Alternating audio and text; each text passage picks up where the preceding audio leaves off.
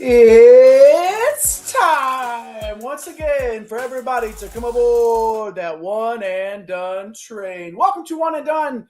Bienvenidos a todos a One and Done, your fast break of college basketball información, coming to you live tonight to talk about Bill Self's Kansas Jayhawks. Bill Self has the third highest winning percentage ever versus top 25 opponents.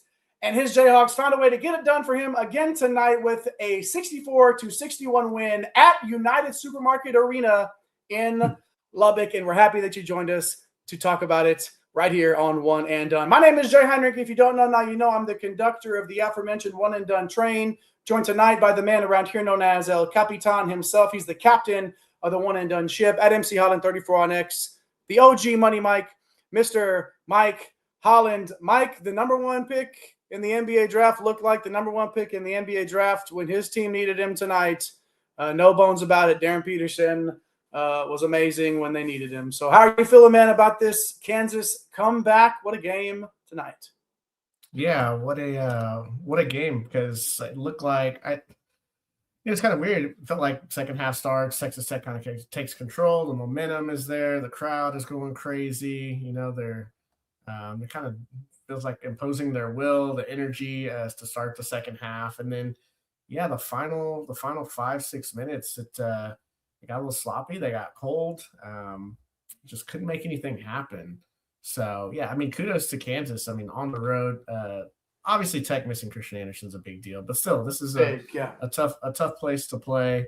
I thought that, I thought Darren Peterson obviously was great down the stretch, like you mentioned. That first half, 3 for 10.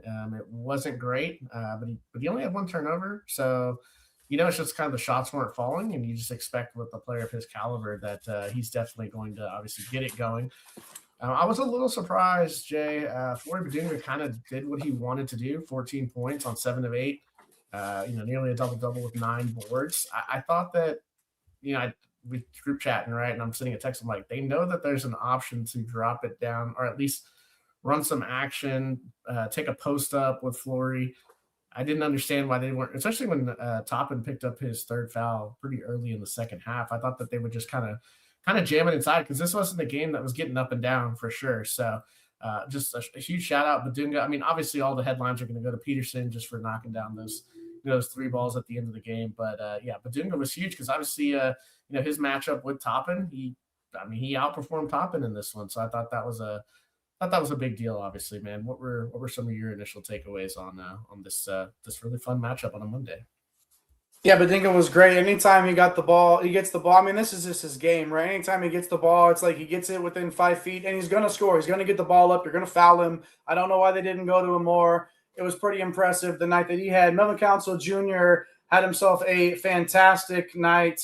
That's one of those guys where when Peterson is not there, he's obviously one of those players for them that carries even more of a load. But tonight, with Peterson alongside of him, Council had 16 points, 7 boards, a couple of dimes, and a block as well. I thought he had some really big moments, played bigger than his frame really shows that he should at times. Even though when Tech got going and Watts was finding a way to seemingly like every possession get a mouse in the house and just finally do what he wanted to do down low. Watts had a nice game outside first, getting some threes early on, right? And Tech was getting it going, trying to figure out how they were going to beat Kansas's defense. And the first half really was just like a little bit of give and take, a little bit of, let's punch each other. Let's see if we can take each other's best punches. And then all of a sudden, Tech comes out of halftime, 13-4 run. Like, you think, okay, like this is make or break right now for Kansas, right? Like, what are you going to do coming out of this? And of course, just chip away. They looked really good. Trey White did have a good game. I saw his name get brought up in the chat. I thought he was a guy that played strong, obviously like 10 points, 4 or 6 shooting, 6 boards, turned the ball over a bunch, but there were a lot of turnovers in this game. And that was one reason why I feel like, at least on the Kansas side, right, Tech's pressure was nonstop.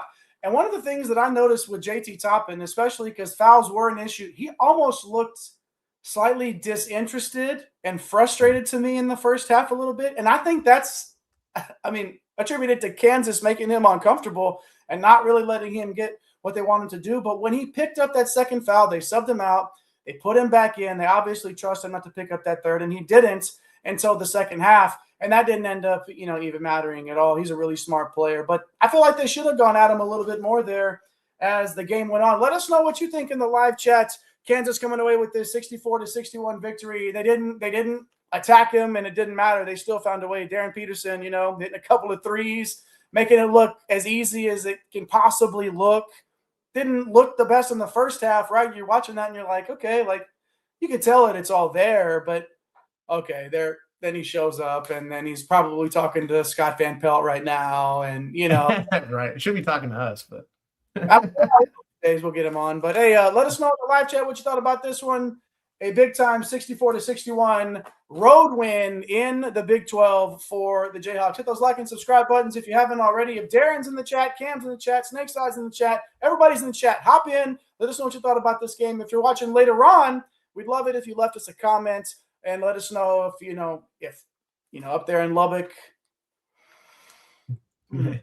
probably thought you had this one, and I understand why. Let us know how you're feeling in the chat. You can let us know how you're feeling too at One and Done CVB over on all the socials. Mike, this was one we saw. We were looking at these stats at the end of the game, and you mentioned it a little bit ago. It was a game where it's not like they were exactly wanting to get up and down. And the box score proves that 4 total fast break points the entire game. Texas Tech had 0 fast break points, Mike. That's 0. I don't ever remember seeing that, and not at this level. You know what I mean? Yeah. Jeff hopping in saying Kansas with the bad challenge and then Tech the bad turnover right after. You're exactly right. Toppin threw that ball off of Watts. He didn't want it in that situation, didn't want to get fouled, trying to give it back to him. They won the challenge and gave it right back, man. Those are the types of possessions late in games you cannot afford to give away. Yeah. Yeah. I mean, just there were some weird mistakes. I think Warren saying that Trey White was trying to sell it. Yeah, he's you're trying to run out the clock and you're throwing a pass into the paint and it gets, just get fouled, right? And then I don't know what he was doing at the end, but obviously he had a nice game, so it didn't come back to bite them. But yeah, you can't be doing that kind of stuff, here in a month. So I just think that when you look at it, like, so Kansas all of a sudden, right after the West Virginia loss early January, they're sitting at 11-5, 1-2 in Big 12 play, and we're sitting here like, is this maybe kind of this time when Scott Drew's? I mean, not Scott Drew. We were also talking about Scott Drew, but Bill Self is going to be, maybe headed out the door. The times, and then here we go. We've reeled off 6 straight. You get the Iowa State win. You take care of BYU at home. Now you go on the road and you get Texas Tech, and you know what? Now we're feeling pretty good out in Lawrence, right? But all the way up to 8th in defensive efficiency right now. What's crazy is they don't force any turnovers. They're basically bottom 15 in the country in turnovers forced. Jay, they're so big. They're like Duke. Everybody is big. Peterson's 6'5". Yeah. Council's is like, even though he's wiry, he's like 6'5". Trey White's 6'7", right? You've got Tiller, who's 6'9". You've got Badunga, who's 7 foot. They just play really, really tough, and they're quick too. Like Peterson, obviously, Council, kind of known for his defense, right? Coming through the mid majors at St. Bonaventure. So they're not going to turn you over. They're more than content with like letting you kind of like, even if you blow by, which doesn't happen that often. Well, guess who's there at the rim to kind of meet you when you're blowing by. So yeah, they're getting away with playing really, really good defense. They're top 20 in the country in 3-point percentage allowed and 2-point percentage allowed. So just finding this niche to kind of hang on to, because offensively, James Darren Peterson misses. Yeah, we've seen it, right? But it gets a lot uglier. Even when he wasn't that good today, it was okay, right? But they're just really, really winning these games defensively. So pretty impressive turnaround, because early January we were saying, oh, this might be it, right? So absolutely. Forcing that high in defensive efficiency makes me feel like they check out the. I don't think so, man. I think that's part of the strategy.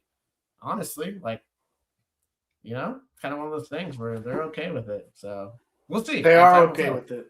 Yeah. They're definitely okay with it. Darren saying the Big 12 will represent themselves nicely come March. I wanted to bring up Jalen Petty.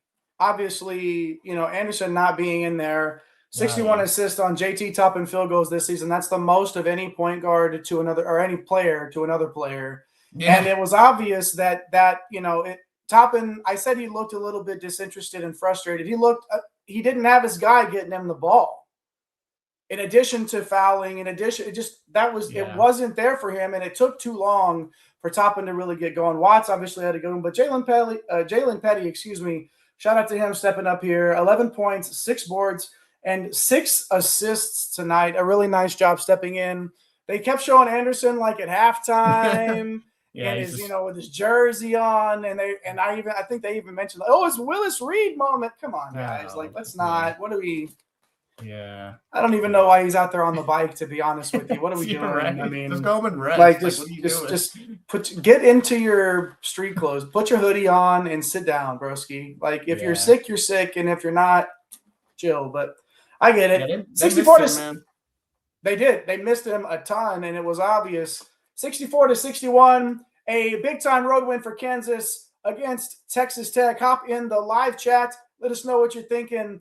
Darren saying, how hard is it to throw the ball to Toppin? Well, I mean, honestly, they kind of did, and that wasn't the pocket passes that he's used to getting from Chris. He put so much. He's shooting 44% from 3. He put so much pressure on the defense, man. Like, it just look for Jalen Petty had a decent guy. I would say a pretty good game, like good enough for them to win the game. Yes, but he's not the same threat, Jay. Like, no, he's just not the same threat. I mean, Anderson, one of the top 5 point guards in the land. So, pretty tough there, man. Atwell played every single second of the game tonight. 4 for 13 for Texas Tech. All of them from deep, as we have grown to expect him to do there. 12 points for him. 0 from the benches. Like, nothing, no bench. And we know that these teams are very heavy on their starters in terms of minutes, in terms of usage, everything. It is what it is. Like they're playing who they play. And we saw it again here tonight. Elmarco Jackson, the only Kansas bench points at all. And they played 4 guys. Like they know what they're going to do. Bryson Tiller only had 3 points tonight, man, but his game was much bigger than that. Like, let's not just look at the points total here. He did go 1 for 6, but he had 10 boards, 10 assists, 2 steals, 2 blocks. A great night for Tiller, not shooting, but everything else they needed from him, man. He brought it, and it was just enough. 61, only gave up 61, and Kansas obviously gets to 64 with that barrage of threes there from the future number 1 overall pick. Darren joking, of course, only a little bit tongue-in-cheek about calling up G League guards for tonight's game, but hey, I've said it, man. I think somebody's going to get somebody's going to get a tournament bid, and somebody's going to pick a team that has the best. Hey, man, it's 2026, my brothers and sisters. Don't count anything out, including it is. Anything is possible, including you guys and gals hitting the like and subscribe buttons if you haven't already. After a 64-61 win for Kansas over Texas Tech in Lubbock, a big win for Bill Self and those Jayhawks. Hit the like and subscribe, notification buzz if you haven't already. Mike, anything you want to say to close this one out? No, I'll just kind of be looking to see how, obviously for Texas Tech, a bounce back opportunity here. You got West Virginia and Colorado coming up, right? So getting right here in those 2 games, and then they go on the road Valentine's Day to play Arizona. And the Big 12 has been so much fun this year. That's going to be an awesome game. So looking forward to that.